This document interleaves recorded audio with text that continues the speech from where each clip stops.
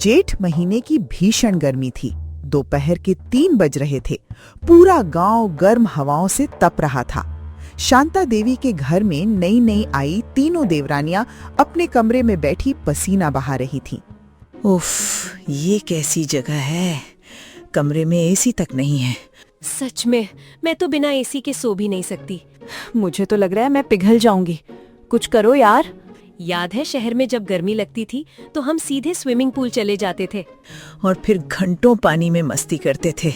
लेकिन यहाँ तो कोई स्विमिंग पूल ही नहीं है। स्विमिंग पूल नहीं, नदी तो है। वाह, ये हुई ना बात। चलो फिर नदी में नहाने चलते हैं। तीनों देवरानियां स्टाइलिश कपड़े पहनकर घर से निकलने लगी। तभी शांता देवी ने उन्हें देख लिया।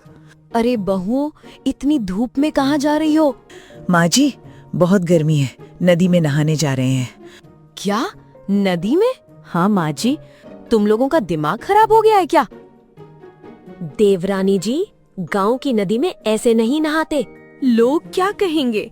हमें किसी की परवाह नहीं। कोई कहीं नहीं जाएगा। तो हमारे लिए घर में स्विमिंग पूल बनवा दीजिए। Swimming pool? क्या मैं खजाना लेकर बैठी हूँ?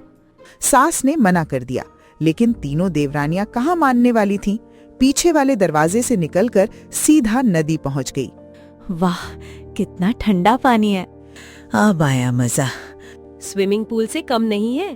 तीनों घंटों पानी में मस्ती करती रहीं। उन्हें नहीं पता था कि उनकी ये आदत जल्द ही मुसीबत बन जाएगी। करीब 2 हफ्ते तक यही चलता रहा। एक दिन शांता देवी की सहेली कमला ने तीनों को नदी में देख लिया। क्या मेरी बहुएं नदी में नहा रही थी? उस शाम शांता देवी हाथ में डंडा लेकर पीछे के दरवाजे पर खड़ी हो गईं। रुको, कहाँ से आ रही हो तुम तीनों? माँ जी, वो झूठ मत बोलो, सब पता चल गया है। आज गांव भर में बदनामी हो जाती। बताओ, तुम्हें आखिर चाहिए क्या? हमें सिर्फ एक स्विमिंग पूल चाहिए।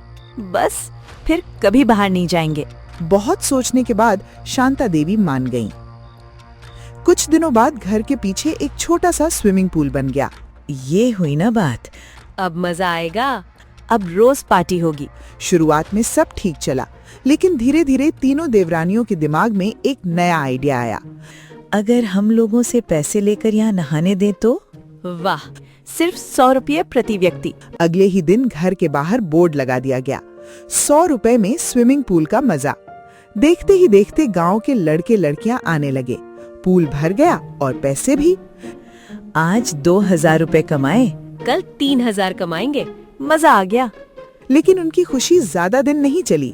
सावित्री और गौरी ने सब देख लिया। माँ जी, जल्दी आइए।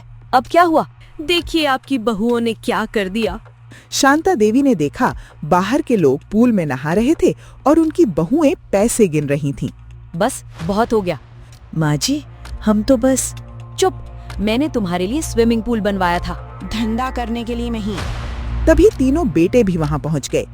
हमने सब देख लिया। तुम्हें परिवार की इज्जत की कोई चिंता नहीं? अगर यही करना है तो अपने मायके चली जाओ। नहीं, ऐसा मत कहिए। हमसे गलती हो गई। हमें माफ कर दीजिए। ठीक है, एक मौका और देती हूँ। वादा करती हूँ माँ जी। अब कभी नहीं। हम सच में बदल जाएंगे। उस दिन के बाद तीनों देवरानियां सचमुच बदल गईं। अब वे परिवार के साथ मिलजुल कर रहती थीं और घर का वही स्विमिंग पूल अब पूरे परिवार की खुशियों का हिस्सा बन चुका था। सीख: सुविधाएं मिल जाएं तो उनका सम्मान करना चाहिए। ऐसी ही मजेदार कहानियों के लिए चैनल को सब्सक्राइब करें और अपने दोस्तों के साथ शेयर करें।